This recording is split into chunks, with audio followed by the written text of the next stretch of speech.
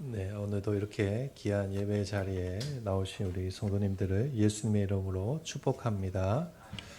5월 가정의 달을 맞이해서 우리가 계속해서 가정과 관련된 말씀을 살펴보고 있습니다.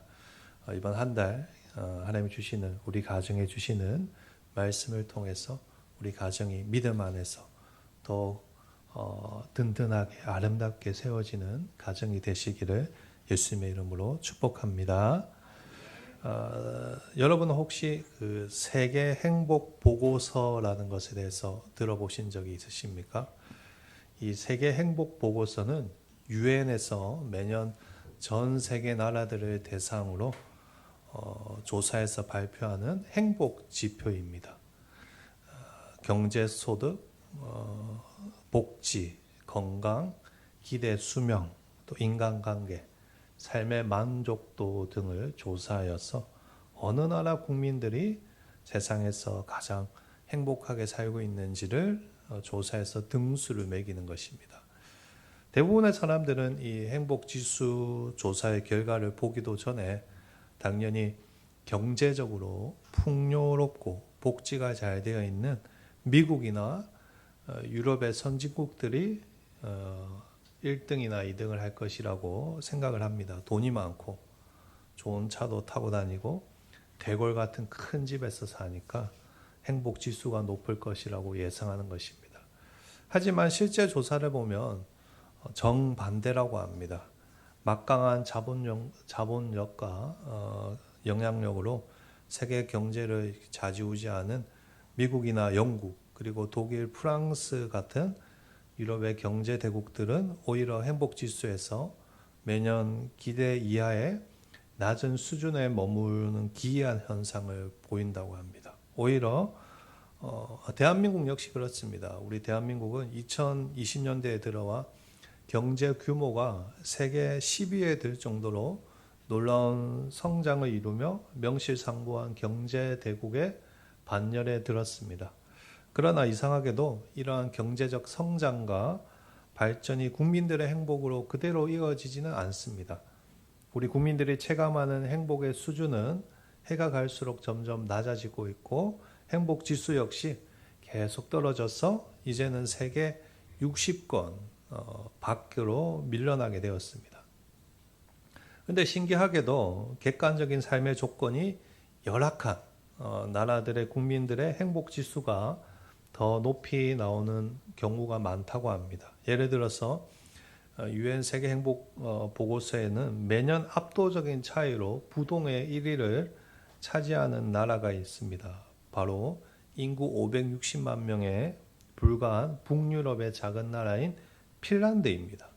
제가 조사해 보니까 핀란드의 경제 규모가 세계 47위라고 합니다. 47위. 엄청나게 부유한 나라가 아니죠. 그러나 그럼에도 핀란드가 7년을 연속으로 행복지수에서 부동의 1위를 하면서 예상치 못한 결과가 나오자 수많은 경제학자들과 심리학자들이 도대체 왜 이 핀란드 사람들이 매년 행복 1위를 하는지 연구하기 위해서 그곳에 직접 찾아갔다고 합니다. 그리고 그 나라 국민들에게 당신은 언제 가장 행복합니까? 라고 물었습니다. 그랬더니 그들의 대답은 한결같았습니다. 저녁이면 일찍 퇴근해서 사랑하는 가족들과 함께 모여 앉아서 서로 따뜻한 밥을 나눠 먹으며 이야기할 수 있어서 너무너무 행복합니다. 그래서 학자들이 이것을 보면서 이렇게 결론을 내렸다고 합니다. 사람은 물질만으로 행복해지지 않는다. 가정이 무너지면 행복도 함께 무너진다. 여러분 생각해 보십시오. 아무리 큰 집에 살고 있어도 가족끼리 매일 지지고 볶고 싸운다면 그 집이 과연 행복한 집이 될 수 있겠습니까? 아무리 맛있는 음식이 식탁에 차려져 있어도 부부가 냉전 중이고 부모와 자녀가 서로 대화를 하지 않는다면 그 밥상이 기쁨의 식탁이 될 수 있겠습니까? 반대로 먹을 것이 부족하고 경제적으로 힘들더라도 그래도 서로를 배려하고 함께 웃으면서 괜찮아, 수고했다, 사랑한다라는 말이 오가는 집은 어떻습니까? 돈으로 살 수 없는 행복이 그 가정 안에 있는 것입니다. 한마디로 가정을 진짜 행복하게 만드는 것은 무엇인가? 물질에 많고 적음이 아니라 내 곁에 있는 가족과의 화목하고 서로 사랑하는 것이라는 사실입니다. 그런데 놀라운 것은 이 현대 학자들이 이렇게 연구해서 발견한 사실을 하나님께서는 이미 수천 년 전에 말씀을 통해 우리에게 알려주셨다는 것입니다. 그것이 바로 오늘 본문 잠언 17장 1절 말씀입니다. 아까 읽었는데요. 다시 한번 1절 말씀을 읽어보도록 하겠습니다. 마른 떡 한 조각만 있고도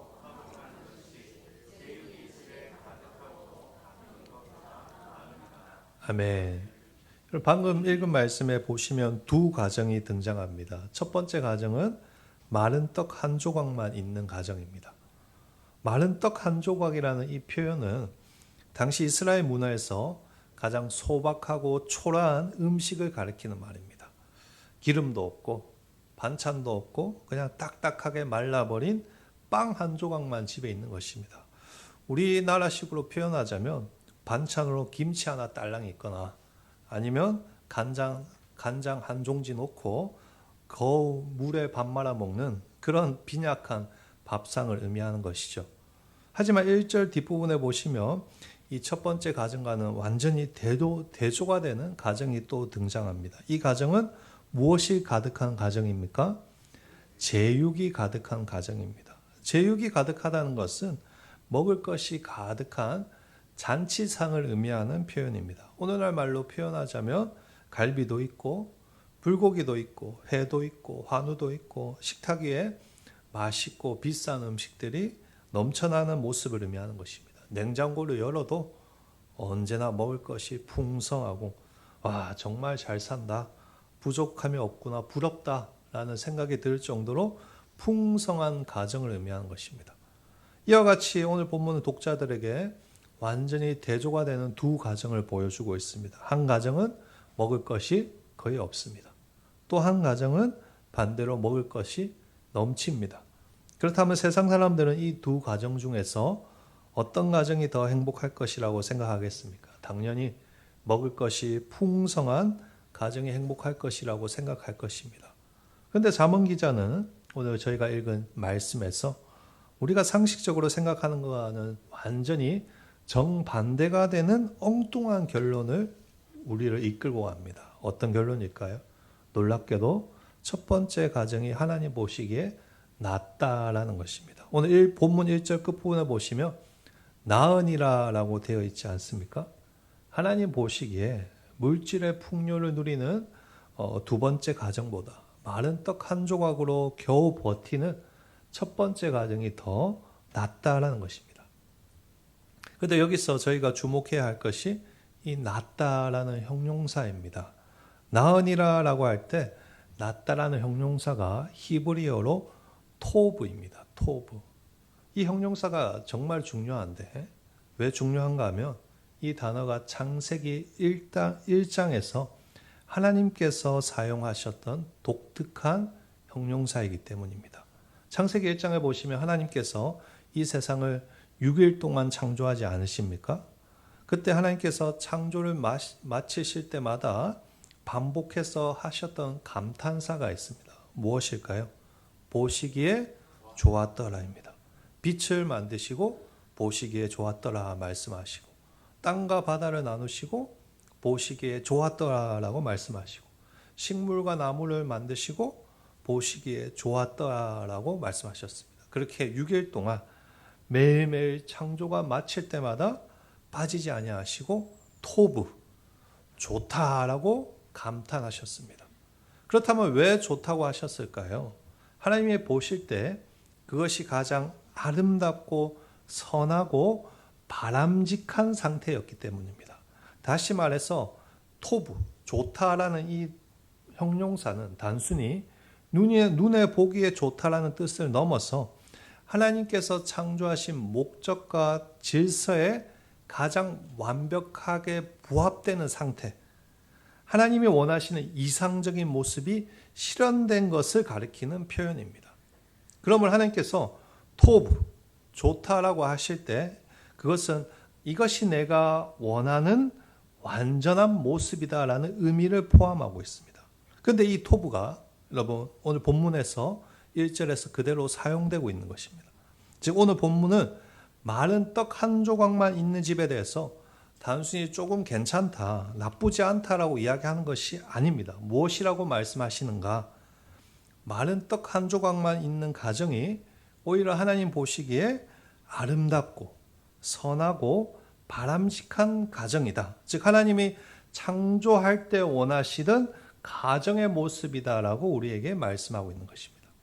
그런데 여기서 우리가 오해를 하면 안 됩니다. 어떻게 오해해서는 안 되는가? 오늘 말씀에 가난한 가정이 하나님이 좋다라고 하셨으니까 가난한 가정이야말로 하나님의 창조 목적과 질서에 완벽하게 부합되는 가정이구나. 그렇게 오해해서는 안 된다는 것입니다. 오늘 말씀은 단순히 가난한 가정을 향해서 하나님이 더 아름답고 선하다라는 말씀을 하시는 것이 아닙니다. 오히려 오늘 말씀에 보시면 하나님께서 마른 떡 한 조각만 있는 가정을 향해서 토부, 낫다라고 하신 분명한 이유가 적혀져 있습니다. 무엇입니까? 그 가정 안에 무엇이 있기 때문이죠? 여러분 한번 본문을 찾아보십시오. 무엇이 있습니까? 화목이 있기 때문입니다. 오늘 본문의 포인트는 무엇인가? 이 가정이 가난한가? 부자인가? 그것이 아니라 그 가정 안에 화목이 있는가 없는가? 이게 진짜 핵심이라는 것입니다. 오늘 말씀을 보십시오. 여러분 제육이 가득한 가정을 향해서 하나님께서 토부, 좋다라고 말씀하시지 않습니다. 그 이유가 본문에 기록되어 있습니다. 무엇이 있기 때문입니까? 다툼이 있기 때문입니다. 돈이 많은 부자라서 하나님이 그렇게 말씀하신 것이 아닙니다. 이 본문을 가지고 부자는 다 나쁜 것이다. 하나님은 부자를 싫어하신다.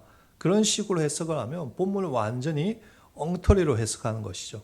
하나님께서 토부하지 못하다, 보기 좋지 못하다라고 하신 이유는 오늘 본문에서 분명히 밝히는 것 같이 그 가정 안에 무엇이 있기 때문입니까? 다툼이 있기 때문입니다. 여기서 쓰인 다툼이라는 히브리어가 오늘 제가 말씀 대세김에 이렇게 적어놨는데 리브라는 명사입니다. 리브. 이 단어는 단순히 말다툼이나 가벼운 언쟁을 의미하지 않습니다. 법정에서, 법원에서 소송을 제기할 때 사용하는 단어입니다. 즉 집안에 오늘 본문에 집안에 다툼이 있다라는 이 표현은 어떤 의미인가 하면 사랑하는 가족을 향해 네가 잘했다, 내가 잘했다 그렇게 날선말로 시시비비를 가리고 서로를 정죄하고 심판하고 있다라는 그런 뜻입니다. 여러분 생각해 보십시오. 식탁 위에는 진수성찬이 차려져 있습니다. 갈비도 있고 불고기도 있고 회도 있고 제가 좋아하는 회도 있고 여러 가지 음식들이 가득 있습니다. 겉으로 보기에는 누구나 부러워할 만한 식탁이죠. 그러나 정작 밥상 앞에서 가족들이 서로를 향해서 법원에서 서로를 고소하며 잘잘못을 따지고 네 탓이다, 내가 옳다 그렇게 다투고 있자면 그 가정이 과연 행복한 가정이 될 수 있겠습니까? 하나님 보시기에 그런 가정은 결코 토부, 오늘 아까 우리 나은이라 하나님 보시기에 아름답고 선하고 창조의 목적에 합당한 가정이 아니라는 것입니다. 그런 점에서 가정을 무너뜨리는 것은 사실 가난이 아니라 무엇인가? 다툼입니다, 여러분. 다툼. 가난하다고 여러분 우리 가정이 불행해지는 것이 아니고 불행해지는 것이 아닙니다. 진짜 무서운 것은 물질의 결핍이 아니라 가족이 서로 화목하지 못하고 서로 다투는 것입니다. 하나님 보실 때 그런 가정은 아름답지 못하고 바람직하지 못한 가정이라는 것입니다. 따라서 우리가 추구해야 될 복은 눈에 보이는 풍요함과 화려함이 아니라 주 안에서 가족이 서로 사랑하며 화목하게 지내는 것입니다.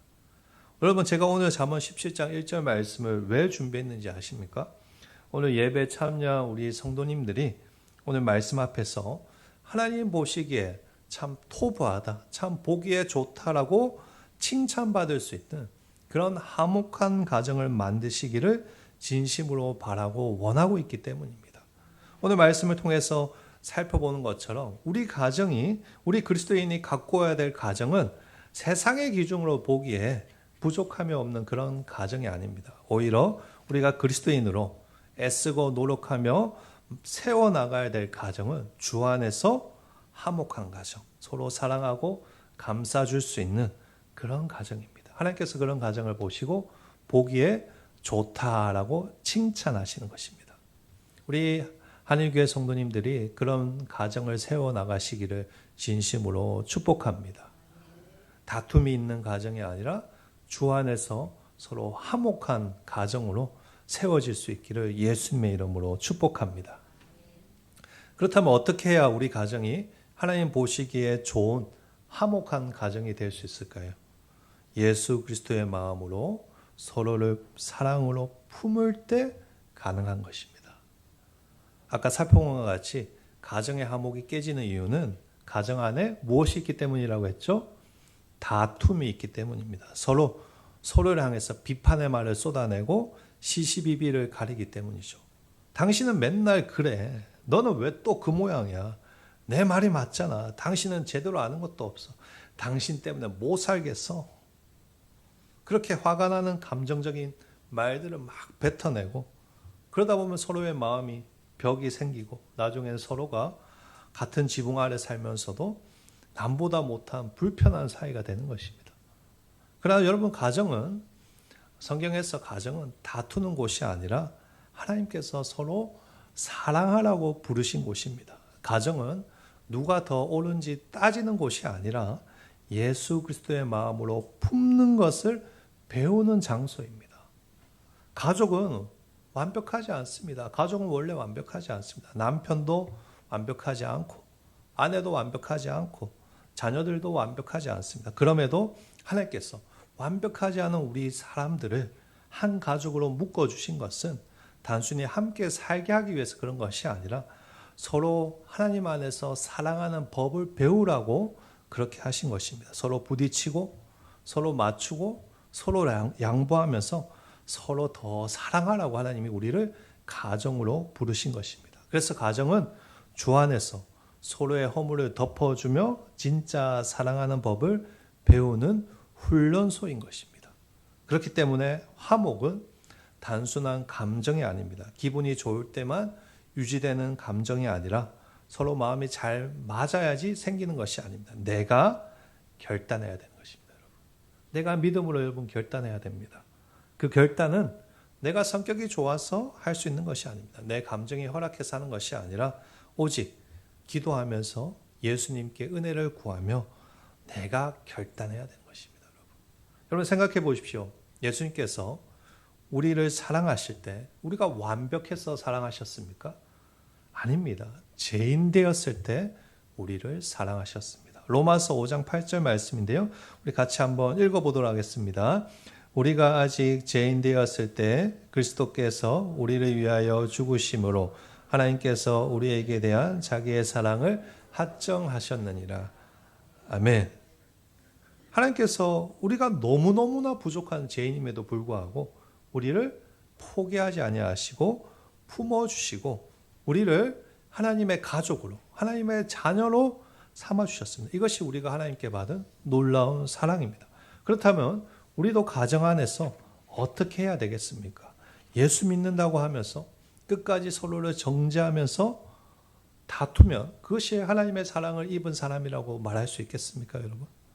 예수 그리스도의 마음으로 내가 결단해야 되는 것입니다. 내가 먼저 품어주고 사랑해야 됩니다. 남편이 아내를 품어주고 아내 역시 남편을 품어줘야 됩니다. 부모는 자녀를 정죄하는 것이 아니라 이해하고 품어줘야 됩니다. 자녀 역시 부모의 사랑을 당연하게 여기는 것이 아니라 부모를 존경하고 품어줘야 되는 것입니다. 저는 우리 한일교회 성도님들이 그런 믿음의 결단을 하시기를 간절히 소망합니다. 오늘 이 자리에서 우리 자신을 솔직하게 한번 되돌아보기를 바랍니다. 아직 내 가정 안에 아직 풀지 못한 다툼이 있습니까, 여러분? 아직 하지 못한 말들이 있습니까? 오랫동안 쌓인 서운함이 있습니까? 그렇다면 오늘 예배 후에 예수 그리스도의 마음으로 가족들을 품고 사랑하기를 결단하시기를 축복합니다. 저는 우리 한일교회 성도들이 충분히 그렇게 할 수 있다고 생각합니다. 제가 우리 하늘교회 와서 참 놀란 게 우리 하늘교회 안에는 사랑꾼들이 참 많이 있습니다. 우리 장로님들도 우리 권사님들을 참 많이 사랑하시고 우리 하늘교회 성도님들이 가정을 위해서 늘 기도하시는 걸 저는 알고 있습니다. 제가 대구 처음 올 때 많은 사람들이 저에게 대구 남자들은 상남자다, 가부장적이고 집에서 큰 소리만 낸다 이렇게 들었거든요. 근데 왔더니 그렇지 않은 거예요. 우리 장로님들, 집사님들이 참 아내분들한테 잘하시고 또 이렇게 예배에도 다 오시고 사랑하는 아내를 위해서 얼마나 좋습니까? 그러니까 그런 마음으로 결단을 하셔서 오늘 집에 가셔서 가정을 오늘부터라도 가정을 화목한 가정으로 세워나가시기를 간절히 소망합니다. 거창한 거 필요 없습니다. 수고했다, 고맙다, 사랑해 이렇게 말을 건네는 것만으로 그 가정이 하나님 보시기에 토부, 아름다운 가정이 될 수 있다고 저는 믿습니다. 우리 옆 사람에게 이렇게 한번 고백해 볼까요? 우리 가정을 화목한 가정으로 세웁시다.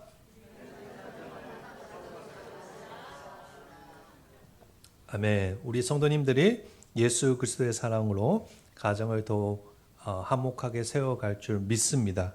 많은 떡 한 조각만 있더라도 웃음이 끊이지 않는 가정, 부족한 것이 많더라도 서로 감사하고 사랑할 수 있는 가정, 그런 믿음의 가정이 되시기를 예수님의 이름으로 간절히 축복하고 축원합니다.